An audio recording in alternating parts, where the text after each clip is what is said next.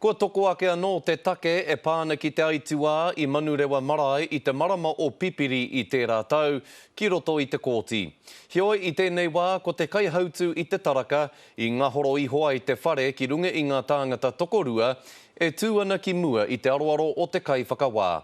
I reira a Mikey Sherman.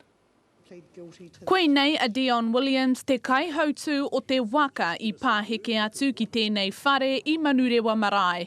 Toko whanga tāngata I aitua, toko rua o rātau I mate, ko te rongo hau I roto te whakapōauau pi I ngā toto o Williams I te wā o te aitua. Analysis of the defendant's blood on the day of the accident showed he had 0.05 milligrams of methamphetamine per litre of blood.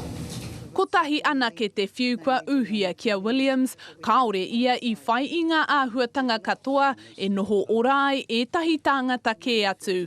E ai ki te tari mahi e hara I te mea ko tana kai taru kino te raru, e ngarike ko tana whakatau ki te hautū I te taraka.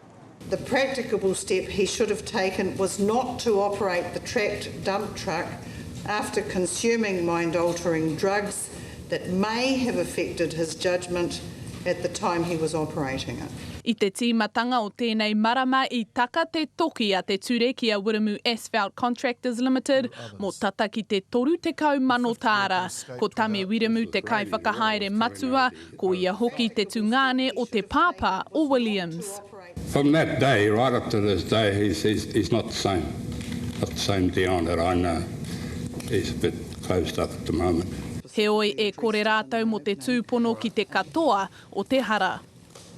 I roto I te kooti, he marama te kite I te hōha o tame Wiremu ki te take nei, hei tāna ahakoa I tūpono tana kamupene ki ngā whiu a te kooti I ngā marama ki muri, kaore tonu ia I te whakai he tika. Ko tāna me aro ke au a whiu ki te kamupene matua o taua mahi I Manurewa marae, Arakia Andrews House Movers Limited.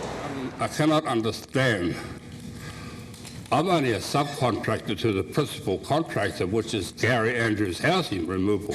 I cannot understand why he's not charged. Hei tā Wiremu I puta o na a wangawanga ki te kaiwhakahaere o ngā kaimahi a Andrews House Movers Limited, mō te kaha o te ua me tā rātau noho tonu ki raro o te whare, engari auware ake. He should have had a plan. To say, okay, whoever comes onto this site, this is the plan. But there was no plan. Kei te haere tonu te take nei ki te kooti ārohe o Manukau, hei a pōpō pēa putai, he whakatau, Mikey Sherman, te Karere.